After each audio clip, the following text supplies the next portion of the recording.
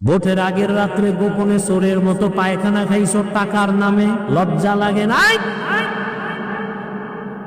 বাথরুমে গিয়া 10 গ্রাম পায়খানা খাইয়া হালাল সাবান গিয়া কুলি কর্তা কপাল খুলে যেত। কিন্তু যারা ভোটের আগে টাকা খাইছো চোরের মতো গোপনে, তোমাদের জাহান্নামের আগুন ছাড়া এই গন্ধ যাবে না। তুমি বাপ নামের কলঙ্ক। যেই বাবা নিজেও হারাম খায়, আবার ওই টাকা দিয়া সন্তানের খাওয়াইয়া সন্তানের রক্ত না পাক বানায়, এ বাবা বাপ নামের কলঙ্ক।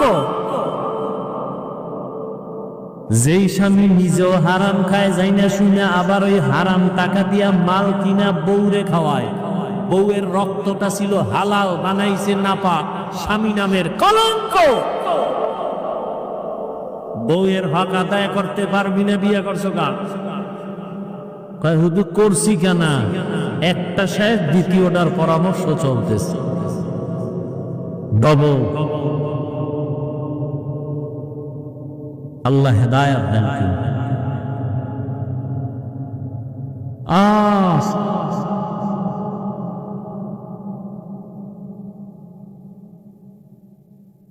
প্রত্যেকটা বাবা যদি সন্তানের দিকে তাকায়,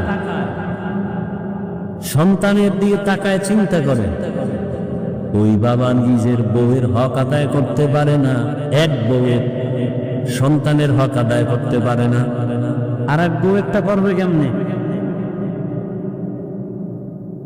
আল্লাহ হেদায়েত দান করেন। আমিনও কয় না।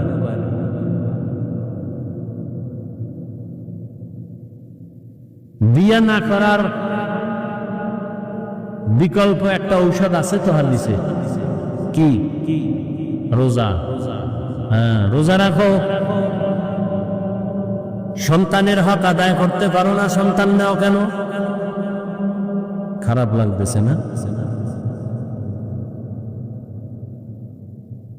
আল্লাহ হেদায়েত দান করুন।